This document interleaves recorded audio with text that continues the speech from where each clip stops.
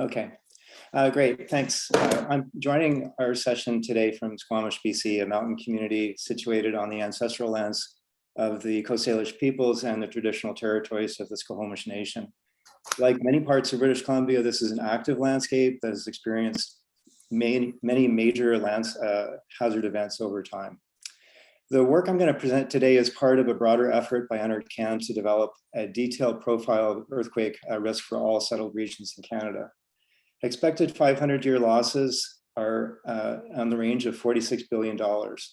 This level of loss is close to, and in some cases exceeds, risk tolerance thresholds that have been established to ensure the longer-term sustainability of financial institutions in Canada.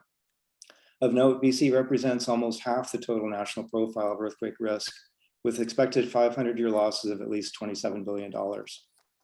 Methods used to analyze and evaluate the various dimensions of natural hazard risk are briefly summarized in this slide.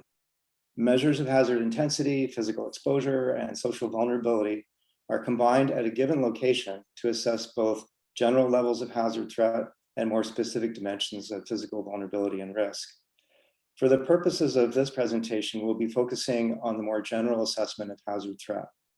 We use best practice methods to measure both varying levels of physical susceptibility to known hazards and the relative capacity of people to withstand and recover from future disaster events at the community level. Our physical exposure model describes both functional and structural characteristics of the built environment and is implemented at the census dissemination area level for all settled regions in Canada.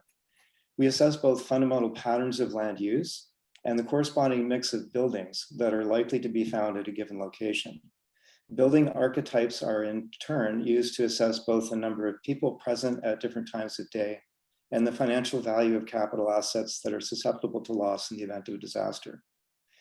Neighborhood level models of physical exposure provide a basis for assessing both general patterns of hazard threat and evolving patterns of disaster risk. As shown in the bar graph, the share of people living in higher density population centers has nearly doubled over 40 years, while growth in rural and remote settlements has increased at much slower rates. This is important as many of the population centers also happen to be situated in areas of significant natural hazard threat. Our assessment of social vulnerability is based on the well-known hazards of place model, a geostatistical method of analysis used to identify why certain population groups within a community often bear a disproportionate burden of risk when disasters strike. Although levels of disparity are variable from place to place, we find that social vulnerabilities are concentrated primarily in multifamily residential and mixed-use neighborhoods that occur both in metropolitan and rural settings. Those most affected include: 1, recent immigrants and newcomers living in neighborhoods characterized by housing insecurity; 2, lower income families from diverse ethnic and cultural backgrounds with limited access to social support networks; and 3, those living in areas with high concentrations of unaffordable and/or insecure rental housing. The disparities are most pronounced when comparing profiles of social vulnerability between the general population and those living on designated First Nation reserve lands. Our assessment of earthquake threat is based on probabilistic seismic hazard models used to inform the building code and on global models of tsunami inundation triggered by major subduction zone events. 40-year trends in earthquake hazard threat mirror overall population growth rates and reflect patterns of densification and rapid urban development in hazard-prone areas. We find that more than 80% of BC's population is exposed to at least low and moderate levels of ground shaking, but importantly, nearly half the population is susceptible to more significant levels of earthquake damage. Hotspot areas include Metro Vancouver and major population centers of Southern Vancouver Island and smaller remote communities where combined levels of physical susceptibility and social vulnerability result in high to extreme levels of seismic hazard threat. Riverine flood hazards are assessed using probabilistic hazard models that measure the regional effects of riverine flooding over a range of return periods.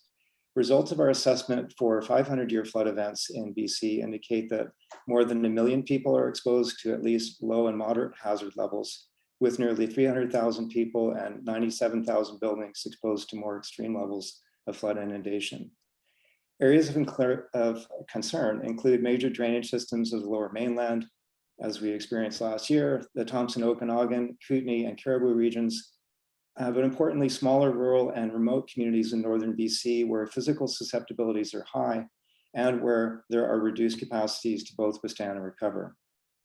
Wildfire hazards considered in this study are based on 30-year estimates of mean hazard fire intensity developed by the Canadian Forest Service and its partners to support operational wildfire planning at local and regional scales. Our assessment of physical susceptibility shows that nearly 10% of the total population is exposed to at least low or moderate hazard levels.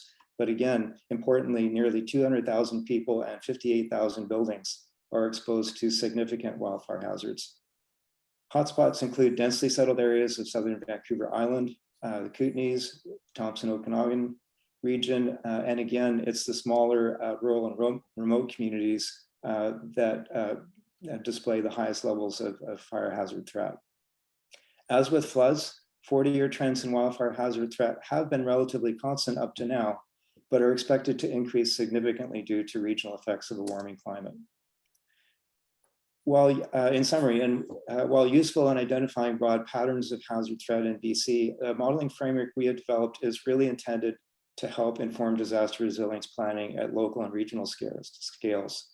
Composite hazard threat maps like the one shown on this slide are useful in identifying hotspot areas of concern and in evaluating both the physical and social determinants of risk for a given area of interest.